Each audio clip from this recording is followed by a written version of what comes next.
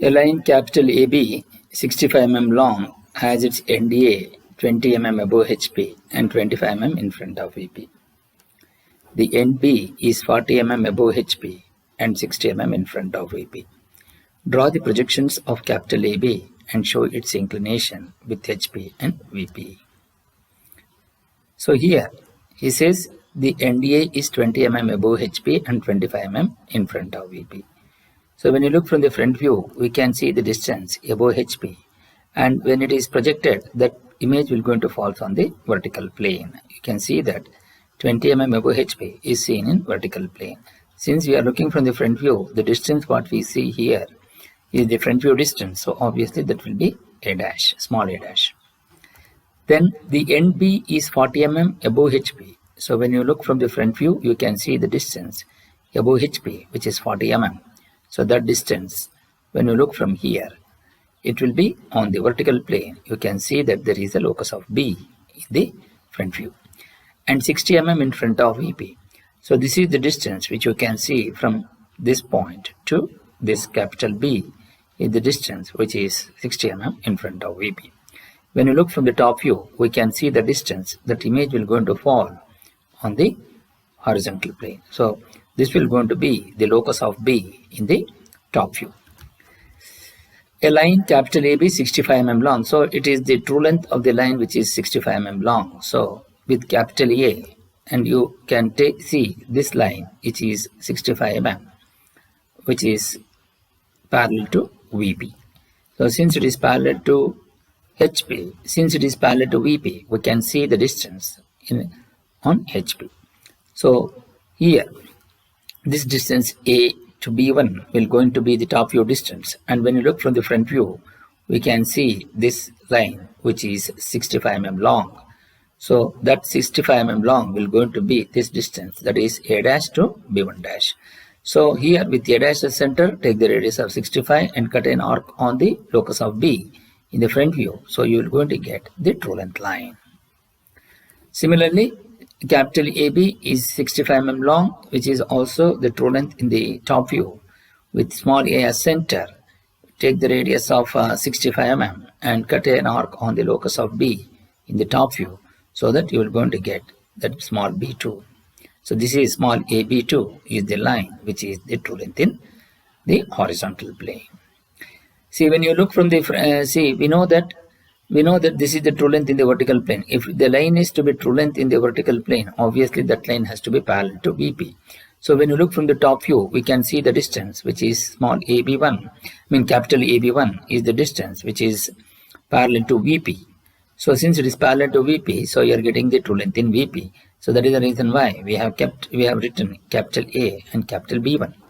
When you look from the top view, we can see that when it is projected, that will be projected onto the horizontal plane, which is small ab1. So small ab1 is the distance, which is the image, which is parallel to VP. Since this line is parallel to VP, so you are getting the true length in vertical plane. So here, then we have the true length in the horizontal plane, that is capital AB2. So when you look from the front view, we can see the distance, which is capital AB1. AB2, both are at equidistant from the horizontal plane. So that is the reason why, which is parallel to HP. Since it is parallel to HP, so we are getting the true length in HP, so which is small AB2. Then both the points, that is small a and small capital A and capital B2 are both are at the equidistant from the horizontal plane.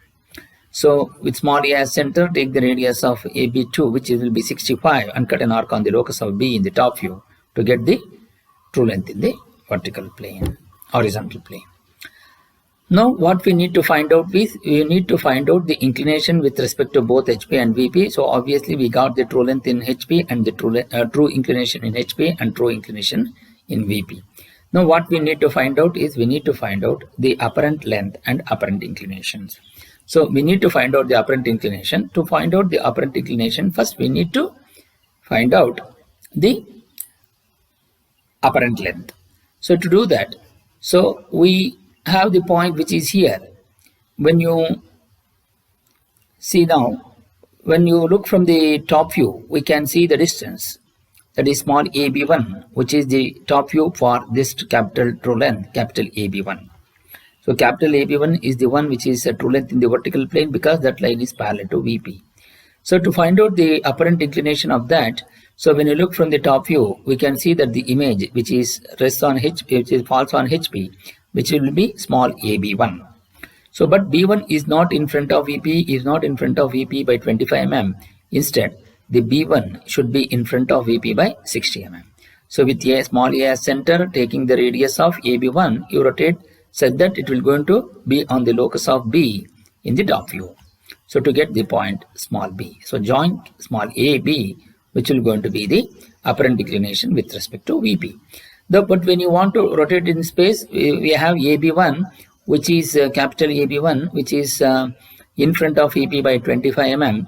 You make that B1 should be in front of VP by 60 mm.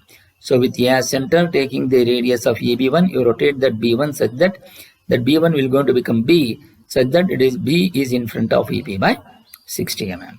So when you are doing that, obviously when you look from the top view, the image will going to be get rotated such that it will going to cut the locus of B in the top view. So now you got the beta inclination. Similarly, we can find out the apparent inclination with respect to HP.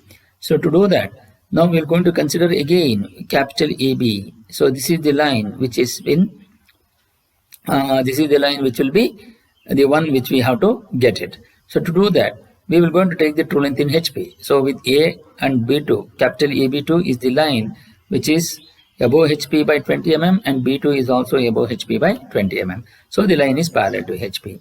So with A as center, taking the radius of AB2, so actually that B2 which is above HP by 20 mm is not above HP by 20 mm, it should be above HP by 40 mm. So with A as center, by taking the radius of AB, you rotate such that B will going to be in above HP by 40 mm. Such that, and that B1 will be in front of EB by 25 mm. So by rotating that, so what we are trying to do is when you are rotating with AB2 such that you rotate such that B2 which is 40 mm should be above HP by 40, B2 which is above HP by 20 mm to be above HP by 40 mm. So that should be the inclination such that, so we have to rotate such that B will be above HP by 40 mm. So by doing so, what happens is when you look from the front view, that image which is A dash B2 dash will be rotated such that B2 will also be above HP by 40 mm. So when it is rotated in space, and when you look from the front view, that image will also be get rotated in the vertical plane such that B2 dash will go to cuts on the locus of B in the front view to mark that point as B dash.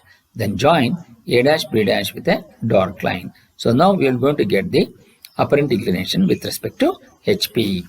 Now we will going to see, this is how we can able to analyze this three-dimensional problem. Now we will going to take up this step by step. So first we will going to consider the one which is the apparent inclination with respect to VP. So to do that, so you take the true length which is the one which is true length in the vertical plane. So that means the line which is parallel to VP. So we are getting the true length. With A center, taking the radius of AB1, you rotate such that B1 will be in front of VP by 60 mm. So while doing so, that B1 will going to be on the locus of B in the top view such that you will going to get AB. So this is how you will going to get it in the orthographic projection in the step by step. So we are, since it is the true length in the vertical plane, you make that line parallel to VP. So you are projecting B1 also in front of EB by 25 mm. But actually B1 is in front of VP by 60 mm as per the given problem.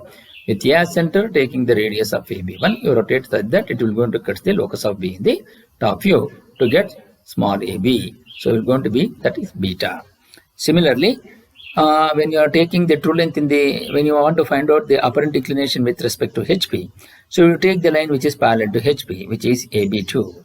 You make that line, so you make that B2 which is above HP by 20 mm should be rotated such that B2 will be above HP by 40 mm. So till B2 will be above HP by, B is above HP in front of EB, already in front of EB by 60 mm. So that should be above HP by 40 mm. So to do that, so with A as center, by taking the radius of AB2, you rotate such that B2 will be above HP by 40 mm.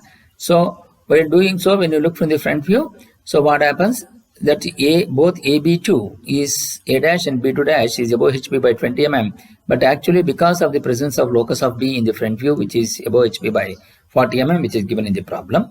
So with A dash as center, taking the radius of A dash B2 dash, you rotate such that it will go to cut the locus of B in the front view and mark that A dash B dash and join A dash B dash with a dark line, and we are going to get the inclination with respect to HP, which is alpha.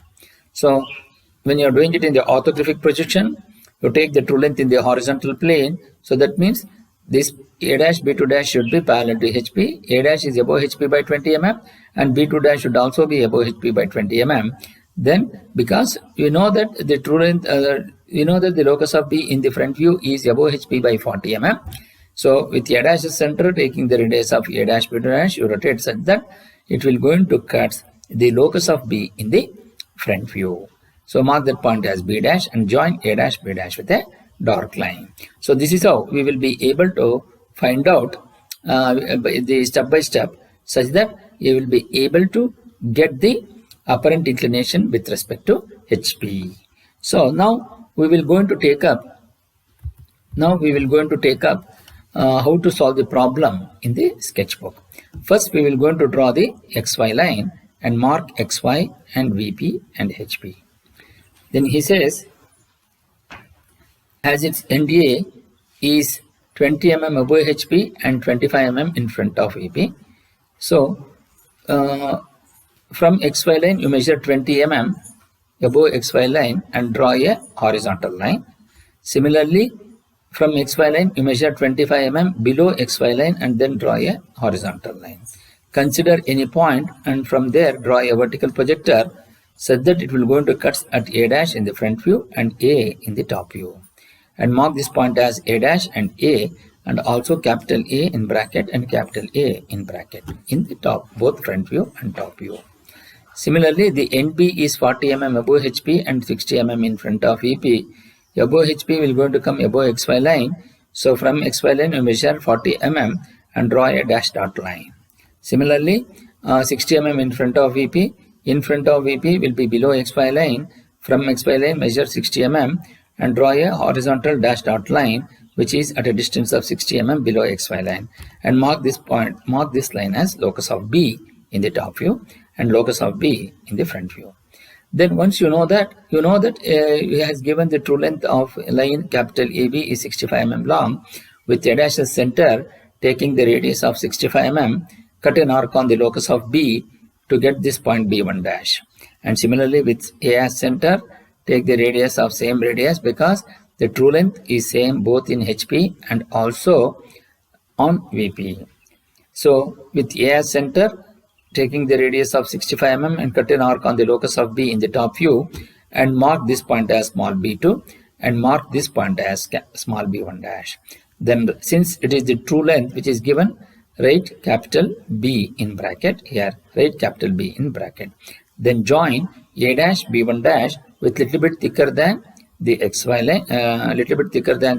line, Then with join A and B2 with a little bit thicker than the XY line. So now we have the true length in the horizontal plane and true length in the vertical plane.